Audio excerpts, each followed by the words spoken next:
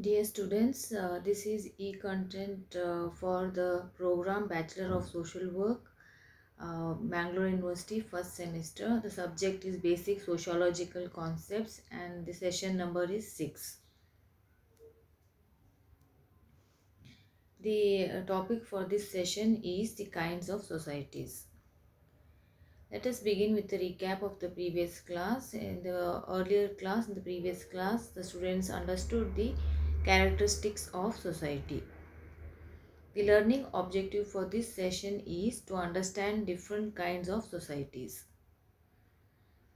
The session outcome is the students are expected to understand the different kinds of societies. Coming to the topic, the kinds of societies, there are three main types of societies: tribal society, agrarian society, and industrial society. The first type of society is tribal society. Let us begin with understanding the meaning of tribe in sociology.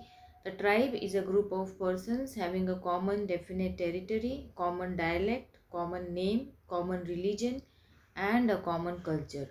They are united by blood relationship and have a common peculiar organization.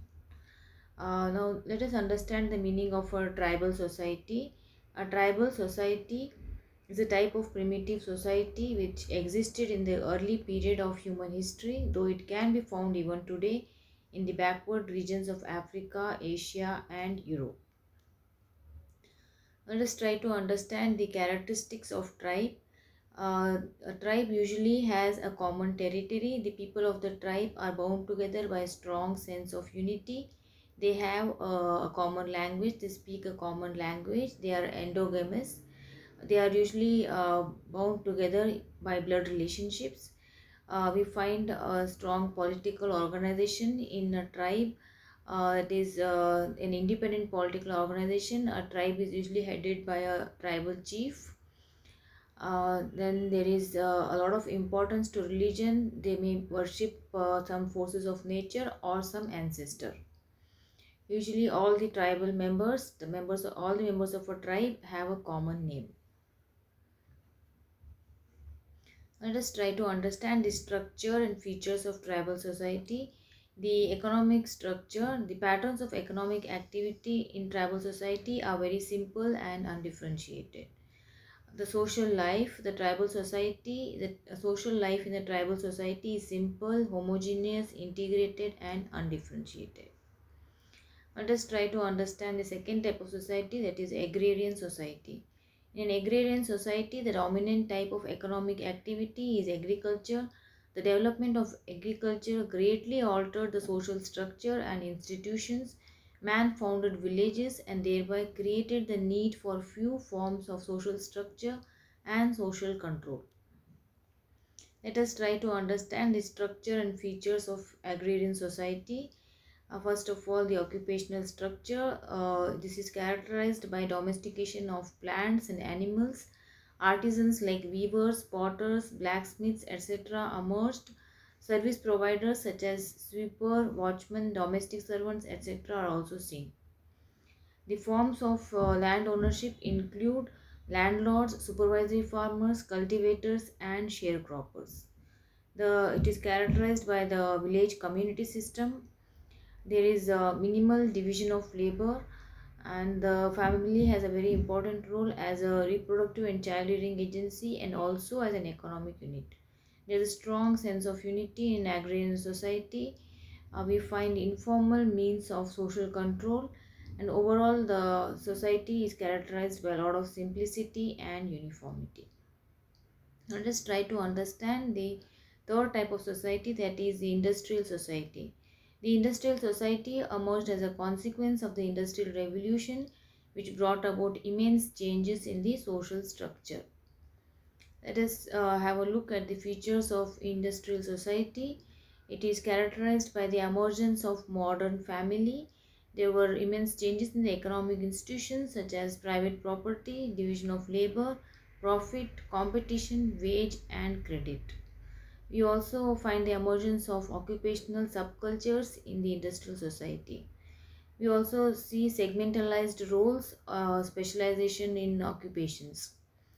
Then the relationships became more impersonal, and the industrial society is characterized by impersonality of relationships.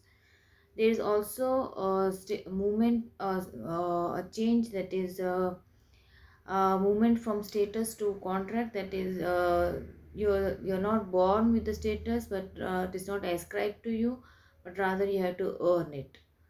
The Also we find social mobility, so it is possible for an individual to move from one class to another. It is not the same from birth till death. There's also a great improvement in the position of women, and because of the various complications in industrial society, we also find a lot of deviance and anomy. Let us have a look at the session summary. The types of societies include the tribal society, the agrarian society, and the industrial society, and each type of society has its unique features and characteristics. Let us have a look at some of the multiple choice questions. The first one is which of the following is not a characteristic of tribe? A. Common territory, B. Sense of unity, C. Common language, and D. Exogamous. The right answer is D. Exogamous. The second MCQ is the tribal society is simple, homogeneous, integrated, and undifferentiated. This statement is A. True, B. False, and the right answer is A. True. The third MCQ is in an agrarian society, the dominant type of economic activity is A. Agriculture, B. Industry, C. Hunting, D. Pasturing, and the right answer is A. Agriculture. The fourth MCQ is the industrial society emerged as a result of the industrial revolution. This statement is A. True, B. False, and the right answer is A. True. The fifth multiple choice question is which of the following is not a characteristic of industrial society? A. Emergence of modern society, B. Impersonality of relationship, C. Social mobility, D. Common language, and the right answer is D. Common language. So these were some of the MCQs, and this is the book which I have referred for the preparation of this material, and all of you can go through this book to get a deeper understanding of the same topic. Thank you.